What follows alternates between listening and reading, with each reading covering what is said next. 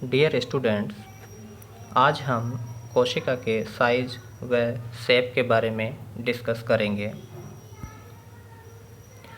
कोशिका का आकार सामान्यतः 1 से 100 माइक्रोमीटर तक होता है।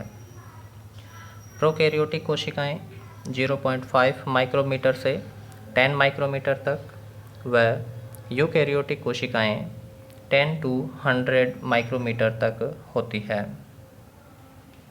माइक्रोमीटर यानी 10 की पावर -6 मीटर होता है।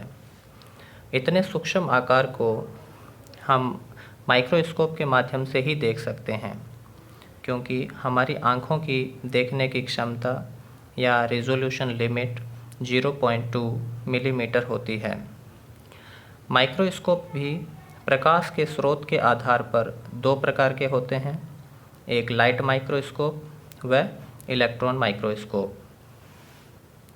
लाइट माइक्रोस्कोप की रिजोल्यूशन पावर 0.2 माइक्रोमीटर व इलेक्ट्रॉन माइक्रोस्कोप की रिजॉल्विंग पावर 0.2 नैनोमीटर होती है, जो एक एटॉमिक साइज को भी देखने में दक्ष होती है। नेक्स्ट हम देखते हैं कि कोशिका का आकार इतना सूक्ष्म क्यों होता है। कौन से कारक सेल के आकार को निर्धारित करते हैं। इसमें सबसे इम्पोर्टेंट कारक है कोशिका के सरफेस एरिया टू वॉल्यूम का अनुपात। यह जितना हाई होता है या उच्च होता है, कोशिका उतनी ही मेटाबॉलिकली एक्टिव होती है, क्योंकि कोशिका में सेल मेम्ब्रेन के द्वारा पदार्थों का आवागमन डिफ्यूजन प्रोसेस के द्वारा होता है। पदार्थों के लिए सरफेस एरिया जितना ज़्यादा उपलब्ध होगा, डिफ्यूजन भी उतना तेज़ी से होगा। सरफेस एरिया से तात्पर्य है सेल के बाहर की सतह, जिसकी यूनिट सेंटीमीटर स्क्वायर होती है। वॉल्यूम या आयतन कोशिका का आंतरिक स्पेस होता है, जिसकी यूनिट सेंटीमीटर क्यूब होती है। अर्थात कोशिका का सरफेस एरिया 2 गुना बढ़ता है तो आयतन 3 गुना बढ़ जाता है। इस कारण कोशिका के आकार बढ़ने पर surface area to volume ratio घटता जाता है। कोशिका high surface area to volume ratio बनाए रखने के लिए कई तरीके अपनाती है, जैसे सेल डिवीज़न के द्वारा पुनः स्मॉल साइज रिस्टोर करना, लॉन्ग या इलोंगेटेड शेप के द्वारा, जैसे कोशिकाएं अपनी लंबाई में वृद्धि करती है, जिसे हम सामान्यतः एनिमल कोशिका में नर्व सेल में देखते हैं, या प्लांट फाइबर सेल होती है जो काफ़ी लंबाई में होती है, या रूट हेयर सेल्स होती है जो काफ़ी लंबी होती है,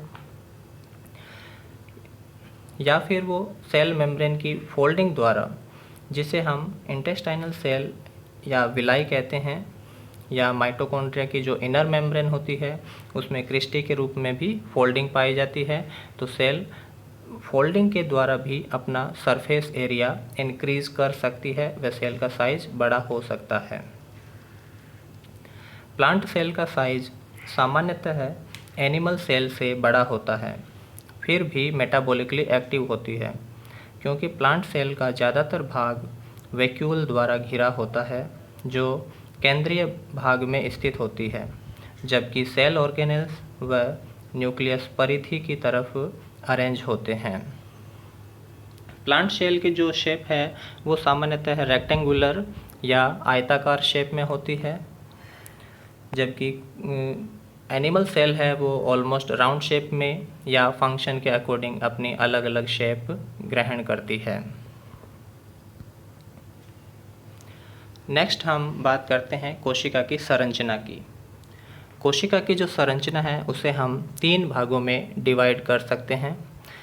पहला है सेल बाउंड्रीज, जिसमें हम सेल वॉल व सेल मेम्ब्रेन को पढ़ेंगे। सेकंड है सेल अपेंडेजेस, जिसमें सीलिया और फ्लैजिला आते हैं। हालांकि प्लांट सेल के अंदर सीलिया और फ्लैजिला अनुपस्थित होते हैं, लेकिन कुछ लोअर प्लांट्स जिनमें गैमीट्स होते हैं वो मोटाइल अवस्था में पाए जाते हैं, उनमें फ्लैजिला उपस्थित होते हैं। थर्ड है प्रोटोप्लाज्म, सेल मेम्ब्रेन के द्वारा घिरी हुई संरचना जिसे हम प्रोटोप्लाज्म कहते हैं, इसमें हम न्यूक्लियस व क्रोमोसोम की स्टडी करेंगे। डबल मेम्ब्रेन बाउंड ऑर्गेनेल्स जैसे प्लास्टिड व mitochondria, single membrane bound organelles peroxisome, glyoxysome, vacuole व एंडोमेम्ब्रेन सिस्टम जिसमें गोल्जी बॉडीज व एंडोप्लाज्मिक रेटिकुलम है। इसके अलावा कुछ विदाउट मेम्ब्रेन संरचनाएं भी होती है, जिनमें साइटोस्केलेटन है व राइबोसोम्स है, इंक्लूजन बॉडीज़ है, रिजर्व फूड मटेरियल है। इनकी हम स्टडी करेंगे। Thank you.